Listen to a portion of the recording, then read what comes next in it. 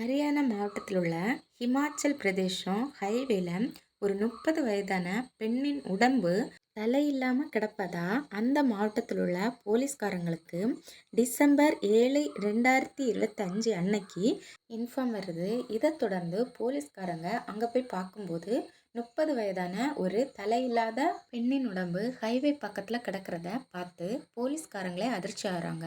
அந்த தலையை தேடி பார்க்கும்போது தலையை எங்கேயுமே காணலை. இந்த கொலை பற்றின எந்த ஒரு குழுவுமே போலீஸ்காரங்களுக்கு கிடைக்கல. எந்த குழுவுமே கிடைக்காதது போலீஸ்காரங்களுக்கு அடுத்த கட்ட நடவடிக்கை எடுக்கிறதுக்கு கொஞ்சம் கடினமாக தான் இருந்தது. இவங்க அந்த மாநிலத்தில் உள்ள எல்லா போலீஸ் ஸ்டேஷனுக்கும் இந்த மாதிரி 30 வயசான ஏதாவது பெண் காணாமல் போயிருக்கதா புகார் வந்திருக்கா, அப்படி இருந்தால் எங்களுக்கு தகவல் தெரியுங்க அப்படின்னு சொல்லியிருந்தாங்க. ஆனால் எந்த ஸ்டேஷனில் இருந்தும் இப்படி ஒரு புகார் வந்ததா தெரிவிக்கவே இல்லை. இதுக்கப்புறம் டிசம்பர் 10 அன்னைக்கு ஒரு டாக்ஸி டிரைவர் நேராக காவல் நிலையத்திற்கு வந்து இந்த கேஸை பற்றி ஒரு க்ளூ கொடுத்தாரு. அது போலீஸ்காரங்களுக்கு ரொம்ப ரொம்ப முக்கியமான ஒரு க்ளூவாக இருந்துச்சு. அப்படி அவர் என்ன சொன்னாருன்னா, டிசம்பர் 6ஆம் தேதி நைட்டில் 2 மணிக்கு ஒரு ஒயிட் கலர் காரு ஹிமாச்சல் பிரதேசத்தில் இருக்க ஹைவேல ரொம்ப நேரமாக பார்க்கிங் லைட்டோட ரொம்ப நேரம் நின்றுட்டு இருந்துச்சு சார் அப்படின்னு சொன்னார். உடனே போலீஸ்காரங்க அவரை இன்னும் விசாரிக்கிறாங்க. அப்போ அந்த காரில் இருக்கிற அந்த டயரில் ப்ளூ கலரில் எல்இடி லைட் பொருத்தியிருந்ததும் அவர் சொல்லியிருந்தார். அந்த காரில் அந்த பார்க்கிங் லைட்டும் அந்த அழகுக்கு பொருத்தியிருந்த அந்த எல்இடி லைட்டும் எப்போவும் எரிஞ்சிட்டே தான் சார் இருந்தது. ஆனால் அந்த காரு ரொம்ப நேரமாக அதே இடத்துல நின்றுட்டே இருந்து அப்படின்னு சொல்லியிருந்தாரு. உடனே போலீஸ்காரங்க தனிப்படைகளை அமைச்சு சிசிடிவியை ஆராய்ச்சி பண்ணுறதுக்கு ஒரு டீம், அவங்களோட செல்ஃபோன் உரையாடல்களை கவனிக்கிறதுக்கு ஒரு டீம் அப்படின்னு தனித்தனியாக பிரிஞ்சு குற்றவாளியை கண்டுபிடிக்கிறதுல தீவிரமாக இறங்கினாங்க. காட்டுப்பகுதியில் இந்த கொலை சம்பவம் நடந்ததுனால எந்த சிசிடிவிலையுமே இந்த சம்பவத்தை பற்றி எந்த குழுவும் கிடைக்கல. இதுக்கப்புறம் 20 கிலோமீட்டர் தாண்டி ஒரு பெட்ரோல் பங்கில் இந்த கார் பெட்ரோல் போட்டது அந்த சிசிடிவியில் பதிவாயிருந்ததை கண்டுபிடிச்சாங்க போலீஸ்காரங்க. இதுக்கப்புறம் தேடுதல் வேட்டையை இன்னும் தீவிரமாக மேற்கொண்டாங்க போலீஸ்காரங்க. இதில் இந்த காரை ஓட்டி வந்தவர் உத்தரப்பிரதேச மாநிலத்தை சேர்ந்த முகமது பிலால் அப்படிங்கிறவர்னு போலீஸ்காரங்களுக்கு தெரிய வந்தது. உடனே அவரை போய் பிடிச்சி போலீஸ் ஸ்டேஷனுக்கு கூட்டிகிட்டு வர்றாங்க. அவர்கிட்ட நல்லா விசாரிக்கிறாங்க. ஆனால் அவர் எப்படி தான் விசாரித்தாலும் உண்மையாக வெளியே சொல்லவே இல்லை.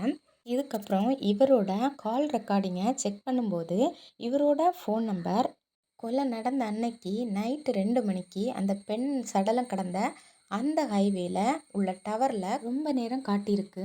இதனால் போலீஸ்காரங்களுக்கு இன்னும் இவர் மேலே சந்தேகம் அதிகரிச்சது. எனக்கு விடிஞ்சா கல்யாணம் சார், நான் எந்த தப்புமே பண்ணலை, என்ன எதுக்கு இங்கே கூட்டிகிட்டு வந்திருக்கீங்க, நான் அன்னைக்கு சும்மா ஒரு டாக்ஸி ஓட்டத்துக்கு தான் வந்திருந்தேன் சார், வேற எந்த தப்புமே நான் பண்ணலை, எனக்கு எதுவும் தெரியாது அப்படின்னு அவர் சொல்லி பார்த்தாரு. ஆனாலும் போலீஸ்காரங்க அவர் சொல்கிறத கேட்கவே இல்லை. அவங்களோட பாணியில் இவரை விசாரிக்கும்போது அந்த பொண்ணை நான் தான் கொலை செஞ்சேன் அப்படிங்கிற உண்மையாக சொன்னார். அப்படி அவர் என்ன சொன்னாருன்னா, அந்த பொண்ணு பேர் உமா சார், அவளுக்கு 30 வயது ஆகுது, அவளோட சொந்த இடம் உத்தரப்பிரதேசம், என்னோட சொந்த இடம் ஹிமாச்சல் பிரதேசம், எனக்கு வயசு இப்போ தான் சார் 25 ஆகுது, எனக்கு வீட்டில் பொண்ணு பார்த்து கல்யாணத்துக்கு ஏற்பாடு பண்ணியிருக்காங்க. ஆனால் இந்த உமாவுக்கு ஏற்கனவே திருமணமாகி 2 குழந்தைகளோட தனியாக வாழ்ந்துட்டு இருந்தா. அப்போ தான் நான் இவ்வளோ ஒரு நாள் சந்தித்தேன். அப்போது எங்களுக்குள்ள பழக்கம் ஏற்பட்டுச்சு. நாங்கள் 2 பேரும் நெருக்கமாக பழகிட்டு இருந்தோம். இவளுக்கு எங்கள் வீட்டில் திருமணத்துக்கு ஏற்பாடு பண்ணுறாங்கன்னு சொன்ன உடனே என் கூட அடிக்கடி சண்டை போட தொடங்கினா. நான் அவகிட்ட இந்த கல்யாணம் நடந்தாலும் நம்ம உறவு தொடர்ந்துட்டு தான் இருக்கும், நான் உனக்கு வேண்டியது எல்லாமே நான் செய்வேன், நீ பயப்படாத அப்படின்னு சொல்லி சமாதானம் பண்ணிகிட்டே இருந்தேன். அப்பப்போ அவள் சமாதானம் ஆனாலும் அடிக்கடி என்கிட்ட கோவப்பட்டு சண்டை போட்டுகிட்டே இருந்தா. இதுக்கப்புறம் அதிக நேரம் நான் அவள் கூட ஸ்பெண்ட் பண்ணணும்னு நினச்சா. 4 நாள் 5 நாள் அவள் கூட ஸ்டே பண்ணணும்னு அவள் என்ன வற்புறுத்தினா. இதனால் எனக்கு அவள் மேலே கோபம் தான் வந்தது. ஸோ அவளை நான் தீர்த்து கட்டணும்னு நினச்சி தான் டிசம்பர் 5ஆம் தேதி அவளை ஒரு லாங் ட்ரைவ் போகலாம் அப்படின்னு சொல்லி அவளை வெளியே கூட்டிகிட்டு போனேன். அவள் ரொம்ப சந்தோஷமாக எங்கூட கிளம்பி வந்தா. அப்போ கூட காரில் ரொம்ப சந்தோஷமாக ஜாலியாக எங்கூட பேசி சிரிச்சிட்டு தான் இருந்தா. அப்படியே வண்டியை ஓட்டிகிட்டு இருக்கும்போது உத்தரப்பிரதேசத்தை தாண்டி ஒரு காட்டு பகுதி வந்துச்சு. அப்போது நைட்டு 2 மணி இருக்கும் சார்.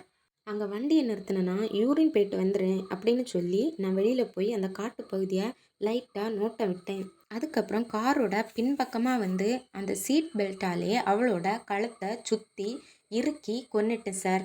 2-3 நிமிஷத்தில் அவள் இறந்துட்டா. அதுக்கப்புறம் அவளை வெளியில் இழுத்து கொண்டு வந்து அவள் தலையை மட்டும் நான் கொண்டு வந்த கத்தியால் தனியாக வெட்டி எடுத்து அவள் உடம்பை அங்கேயே போட்டுட்டு தலையை காரில் வச்சு கொண்டு வந்து போகிற வழியில் ஒரு காட்டு பகுதியில் நான் அதை எரிஞ்சிட்டேன் சார் அப்படின்னு அதிர்ச்சிக்கு மேலே அதிர்ச்சி கொடுக்கக்கூடிய விஷயங்களை போலீஸ்கார்கிட்ட சொன்னான். இதை கேட்டு அதிர்ச்சி அடைந்த போலீஸ்காரங்க அவனை கூட்டிட்டு அந்த தலையை எங்கே போட்ட இந்த இடத்த எங்களுக்கு காட்டு அப்படின்னு சொல்லி அவனை கூட்டிட்டு அந்த தலையை போட்ட இடத்துக்கு நேராக அவனை கூட்டிட்டு போகிறாங்க. அவனும் அந்த தலையை போட்ட இடத்த காட்டி கொடுக்குறான். அங்கேருந்து அந்த தலையை போலீஸ்காரங்க கைப்பற்றி எடுக்கிறாங்க.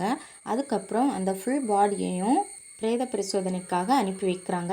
பிரேத பரிசோதனை ரிப்போர்ட்டில் இவன் சொன்ன மாதிரியே அந்த பொண்ணோட கழுத்து இறுக்கப்பட்டு அதுக்கப்புறமா தான் அவன் தலையை அறுத்துருக்கான் அப்படிங்கிறது அந்த ரிப்போர்ட்டில் கிளியராக தெரிய வருது. இதுக்கப்புறமா அந்த முகமது பிலால் அப்படிங்கிறவனை கைது செஞ்சு போலீஸ்காரங்க கோர்ட்டில் ஆஜர்படுத்தியிருக்காங்க.